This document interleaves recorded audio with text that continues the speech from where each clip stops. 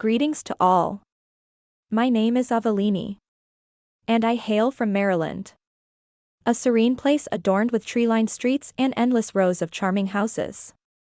I spent a significant portion of my childhood there with my parents. My mother embodied gentleness.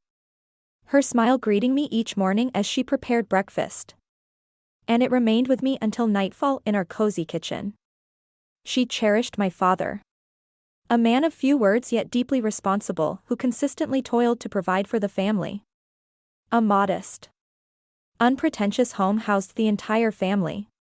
Yet it overflowed with affection. All that lingered in my memory felt flawless. Or so I believed. Until the moment I turned 15. When my entire world collapsed. After a brief and unexpected illness. My mother abruptly left this world, leaving me unaware of the unfolding events. The sense of void deepened as I watched my father succumb to solitude in a home that had once resonated with joy. We carried on with our lives. Yet we were transformed. No longer the family we once were. Each morning I set off for school. And each night I returned home. The kitchen remained unchanged. The meals still simple. Yet my mother was absent now. Each meal was shared by just the two of us. Yet the gap between my father and me felt more expansive than the very walls that enclosed us. At the age of 18, my father entered into a new marriage. It was surprising. Despite my inner understanding that he truly deserved to find happiness once more. His recent spouse, my stepmother, embodied gentleness and kindness. She arrived with her son Daman, who was a year my junior. Initially, it seemed odd. As though my existence had been flipped over once more. At the tender age of 15. The tranquility I once knew vanished, causing my entire world to collapse. My mother left this world after a brief and unexpected illness. So swiftly that I was left in a state of confusion. Unaware of the unfolding events. The sense of desolation deepened as I watched my father succumb to solitude in a once vibrant home. We carried on with our lives. Yet we were no longer the family we had once been. Each morning, I attended school. And every night, I returned to the same kitchen, where simple meals awaited. But my mother's absence loomed large. And our dinners now consisted of just two. The chasm between my father and me felt more expansive than the confines of our home.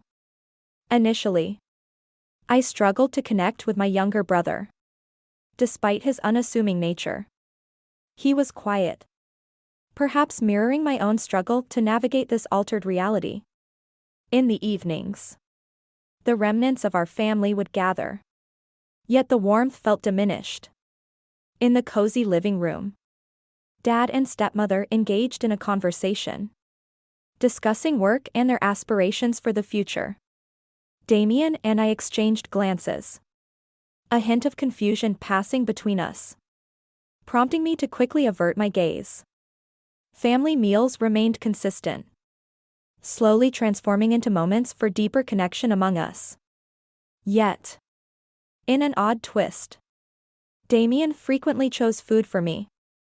A subtle act that left me feeling somewhat out of place. He often remained silent, speaking little, yet occasionally offered me lingering looks that felt more profound than the norm.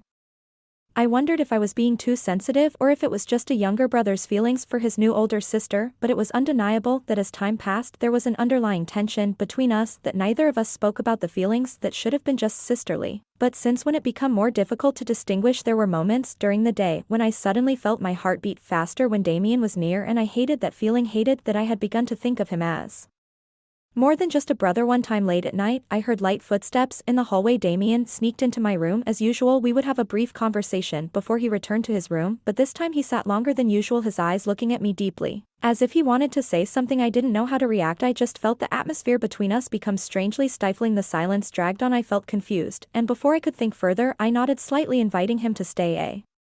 Little longer we sat there in the darkness and the dim light, two strangers who were close in a way that no one could explain. To be honest, I liked Damien quite a bit. My brother, he was very handsome in a way that I couldn't help but notice. Sometimes I wondered if I should feel guilty about it, since Damien was my brother in name after all, but those thoughts were often fleeting, ignored by more logical reasons like the closeness of living in the same house or the harmony of two young people living in a closed space. We slept in separate but close by rooms, both on the second floor, while my father and stepmother slept on the first floor. This sometimes created awkward situations. Damien and I found ourselves at a pivotal moment in our lives. I was navigating my freshman year of college, while he was a senior in high school, immersed in preparations for significant exams. We were both adjusting to the new rhythm of life, yet the tension between us was palpable. There were evenings after school when we would sit together on the sofa in the living room, the soft glow of the TV illuminating the space. But silence enveloped us, leaving us at a loss for words. The emotions I shared with Damien were anything but clear-cut, diverging from the typical bond of siblings. I came to understand that my feelings for him transcended familial affection. This realization left me bewildered. Yet I couldn't dismiss the way my heart raced at the sight of him. Each chance encounter on the stairs, our gazes locking, revealed an undeniable connection in his eyes that I found impossible to overlook. It was an ordinary evening, serene and unremarkable. But deep down, I sensed it was destined to unfold differently. My parents had embarked on a 5-day trip, leaving Damien and me to navigate the quiet of home alone. Initially, we viewed this as an opportunity to unwind, free from adult oversight. That evening, we settled in the living room, selecting a romantic film, one that neither of us had much interest in, merely a distraction to pass the time. I had prepared some dried squid, fruit, and a few cans of beer, seeking a bit of relaxation after a hectic week.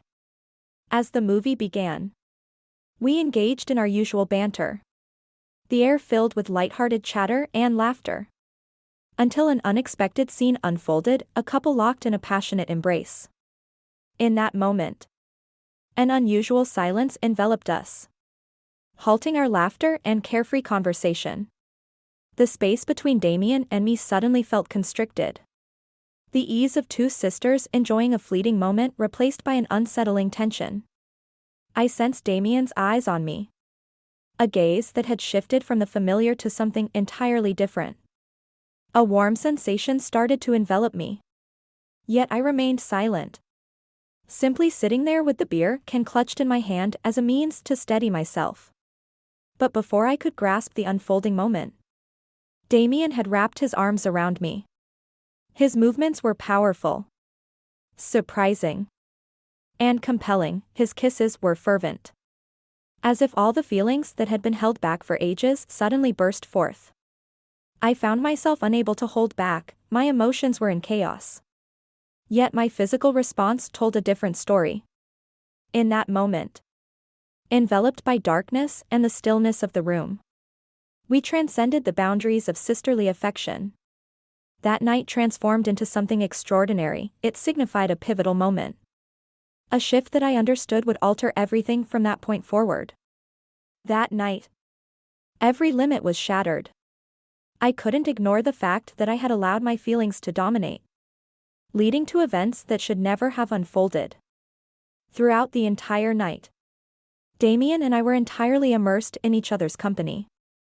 Crossing all boundaries, we didn't say much. Everything seemed to happen instinctively according to what had been suppressed for so long. The closeness that we had tried to maintain was gone, replaced by emotions that we couldn't control. I remember very clearly the feeling of the next morning as the gentle sunlight filtered through the curtains. I lay there next to Damien in the room that was supposed to be my own peaceful place to sleep. Everything around me was the same as every other day. The room was quiet, the light was warm, but inside me something had completely changed. We didn't say much, just silently looked at each other for a moment, and perhaps we both understood that from this moment on our lives would no longer be the same. The following days my father and stepmother were still traveling far away, and we continued to make the most of that time. There was no longer any feeling of awkwardness, but instead a contradictory comfort. We lived as if we were two people in love, Free from the prying eyes of others, meals were no longer family meals but private moments, just me and Damien. Every night we sat together, watched movies, talked, and finally ended the night in the same bed. During those days, I let myself forget reality, forgot that Damien and I were only sisters in name. We lived during that time as if we were a young free couple without any worries. Everything happened so naturally, so easily that I couldn't stop, couldn't escape the feeling of being swept away by our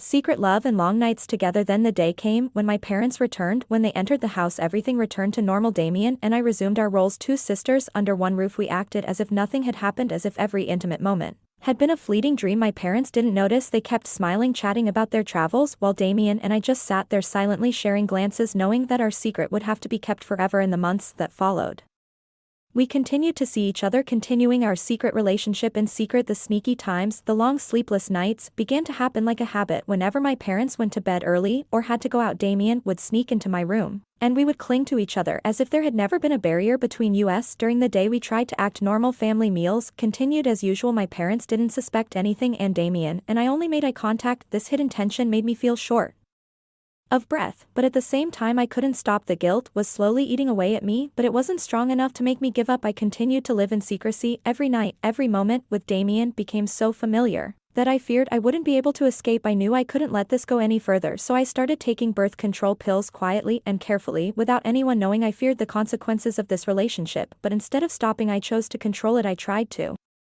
convince myself that everything was still within reach, that we would never be discovered. About a year later, Damien graduated and went to college. He had to leave home, moved to another city to continue his education. When Damien left, I knew that our relationship would change, even though I didn't want to admit it. The distance between us made things harder. No more sneaky nights, no more quiet moments together. The distance forced us to put that relationship on hold, even though I still felt heavy with nostalgia for the past. After graduating, I decided to find a new path for myself. I applied for a job as an office worker for a digital company. The job wasn't anything special, but it gave me stability away from the days of conflict and emotional turmoil. That's when I met him, the man who changed my life forever. He is the owner of a fairly large hair salon in the city, a calm, confident, and charming man. From the first meeting I was impressed by his strength but gentleness. He was unlike anyone I had ever met before. Every story, every look he gave me made me feel safe, something I had never felt in all these years. We fell in love quickly. Everything happened naturally, as if we were destined to find each other. Not long after we got married, starting to build the family life I had always dreamed of. Now we have a child together and life is more complete than ever. The days with him and the child make me temporarily forget the painful memories of the past, although sometimes they still come back to haunt me in moments of weakness. I knew I had found a new home, a man worthy of love and respect, but somewhere in my mind the memory of Damien and those secret days had not completely disappeared. I wondered if I would ever truly forget it all, but now I had a family to protect, and that was what mattered most. Yet a deep part of me still felt guilty towards my husband. He was a wonderful man, always showing me genuine care and love, but every time I looked into his eyes, I felt a weight on my heart, as if I was hiding a part of my past that he should have known. I don't know if I should tell him about my past with Damien. Sometimes the thought keeps me up at night, torn between telling him everything or keeping this secret forever. I'm afraid that if I confess, he'll never look at me the same way again. Everything we've built, the little family I cherish, could crumble because of a confession. But on the other hand, continuing to live with this secret is like a rock weighing down on me. Every day it makes me feel like I don't deserve the love he has for me. Honestly, I don't know what to do. I'm at a crossroads, not sure which path is right. When you hear my story, you might judge me for the pain I've caused and the mistakes I've made. But I ask you to consider, if you were in my shoes, what would you choose? Would you dare to reveal the truth, risking everything? Or would you opt for silence, burying the past deep within, hoping it never resurfaces to harm those you care about? I welcome your thoughts in the comments below. If you found yourself in my position, would you choose to confess and confront the fallout? Or safeguard your secret to protect what you hold dear? Your insights would mean a lot to me. Whether it's sympathy or criticism, I find myself at a crossroads, uncertain of which path to take.